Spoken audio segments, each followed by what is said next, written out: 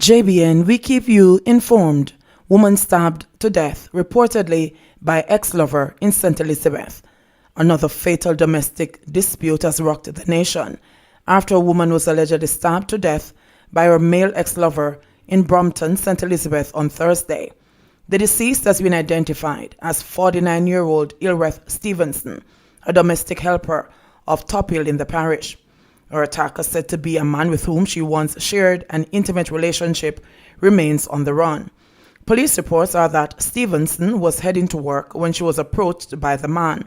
An argument later developed between the two former lovers, and a knife was reportedly used subsequently to inflict stab wounds to Stevenson's body. The attacker then fled the scene. The wounded woman was taken to the hospital where she was pronounced dead. A police probe has been launched into the incident. Kingston man wanted for murder held at SOE checkpoint. A Kingston man who was a suspect in relation to a murder that occurred in April of this year was recently held at a state of emergency SOE checkpoint and has been slapped with murder and other charges. 24-year-old Johnny Watson of Bray Street in Kingston 16 has been charged with murder, illegal possession of firearm, and illegal possession of ammunition following the fatal incident on Wild Street in the parish on Saturday, April 25. Reports from the Elliston Road Police were that about 8:15 on that day, Watson, along with a co-accused, pounced upon the now deceased 38-year-old Ronan McLeod and opened gunfire, hitting him several times. The police were summoned, and McLeod was taken to hospital where death was confirmed. Watson was arrested and charged on Wednesday, July 15, after a question and answer session by the police in the presence of his attorney. He is scheduled to appear in the Kingston and St. Andrew Parish Court to answer to the charges that have been laid against him.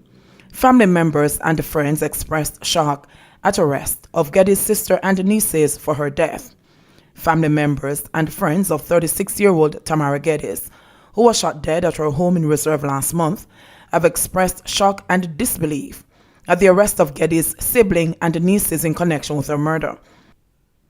5 people, including a minor, have been arrested so far. However, only 3 have been charged as investigators continue their probe into Geddes' death.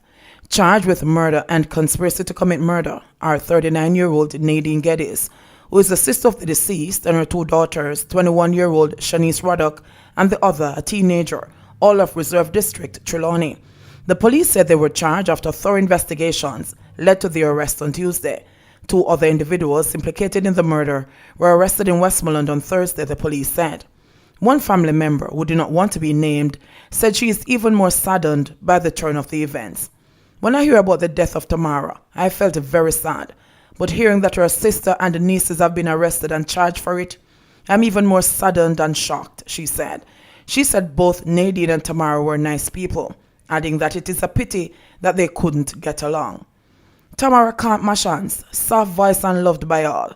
She had a very good personality. Nadine is nice as well. It is just that they couldn't get along, and this is from a long time, said the family member. Another family member said she became very suspicious after news broke that Tamara was shot dead on Friday, June 19. When I called Nadine at 6 a.m. the morning after the murder, she said she was busy cleaning up. So I said to her, "How can you be so busy cleaning up and forensic don't finish to them work? That's tampering with evidence." I also said to her, "You're supposed to close that door. You're not supposed to go in there until the police give her the go-ahead to go and clean." I got off the phone and I called a close friend and I said to that friend, "There's no way my sister could have died last night. I'm going to go in her room to clean it up this morning," said the teary-eyed family member. Adrian Gale, who claims to be a friend of Tamara, said he is finding it extremely difficult to believe that her sister and the siblings had a hand in the killing. "Oh my God, I'm so upset about it. I can't believe that our own flesh and blood did it. I just can't believe it," said Gale, adding that Tamara was a jovial person. Commanding officer for the Trelawney Police Division, Superintendent Kirk Ricketts, said the 2 remaining suspects in custody are expected to be charged soon. We currently have 5 persons in custody for the murder. Of the 5, 3 have since been charged. It is expected that the other 2 will be charged shortly, said Ricketts.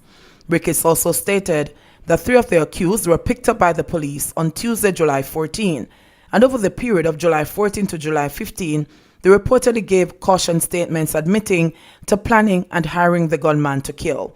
Tamara Geddes was murdered after a gunman entered her home and shot her in front of her 10-year-old daughter.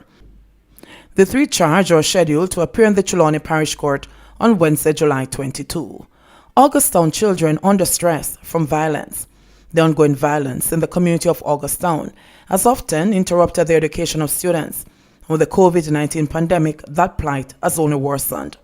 Principal of Augustown Primary School, Jennifer Solomon, said teachers and the students were catapulted into online learning.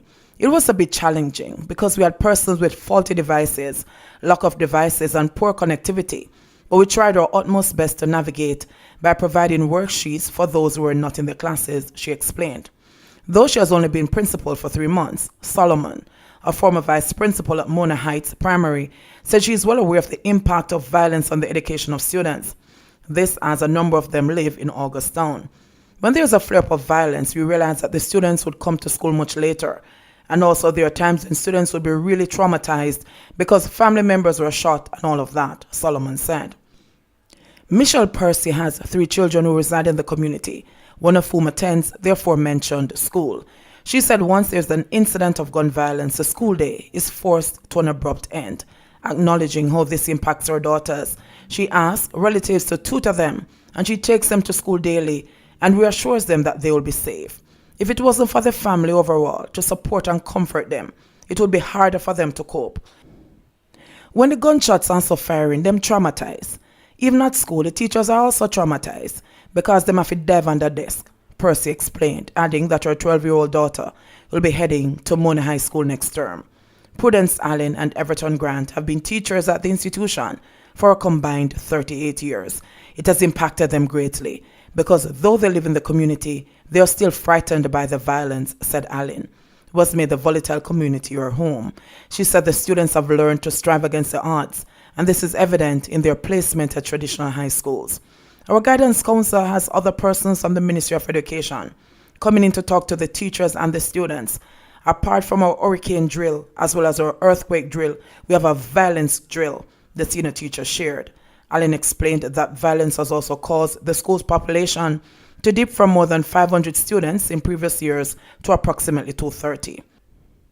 With the involvement of the police officers and the JDF, we are all happy. We can all breathe a sigh of relief, even for a while, she said. Grant, a teacher of 17 years at the school, said the incidents of violence he has experienced over the years are countless. He recalled a morning devotion 2 years ago when gunshots were heard in the midst of prayer. Students and the staff were sent scampering for cover, and in those instances, he said teachers became nurses and comforters. Grant explained that students have been deprived of a sports day and involvement in extracurricular activities because of the intensity of the situation. These students, although they are extremely talented, are under severe stress. We see it in how they act and sometimes when shots are being fired, how they react. If this violence could stop, Augustown would be an ideal place for bringing out bright students. PMP says shifting ministers is not the solution. The People's National Party, PMP, today blasted Prime Minister Andrew Holness for adopting a strategy of shifting around ministers who are guilty of policy breaches to Jamaica House and to new portfolios and keeping them in the cabinet to oversee the same policies. At the same time, the party called for the removal of Minister J.C. Hutchinson from the cabinet for clear breaches of established procedures. The PMP's statement comes after Holness announced the removal of Hutchinson from the Ministry of Industry, Commerce, Agriculture and Fisheries following controversy over the Holland Estate land deal. PMP General Secretary Julian Robinson called the Prime Minister's action unacceptable, noting that it was the second time within a month that a minister involved in a controversy has been given a new assignment. This was unacceptable and runs counter to ministerial sanction in the face of wrongdoing, including corruption, nepotism, and cronyism, the party's statement said. The PMP also added that it does not regard ministerial portfolio changes as sanctions, and as such, these changes should not be considered punishment for wrongdoing. Reshuffles are in keeping with normal prime ministerial administrative powers and discretion. First, it was Minister Vaz who was involved in the Hollywell protected lands issue, and now Minister J.C. Hutchinson, involved in a clear act of nepotism concerning the Holland lands, who have been given new responsibilities, despite the Prime Minister acknowledging egregious breaches of policy, Robinson said. The PNP General Secretary said the party wishes to register its most forceful repudiation of this method of disciplining or sanctioning of ministers who rightfully ought to be removed from the cabinet.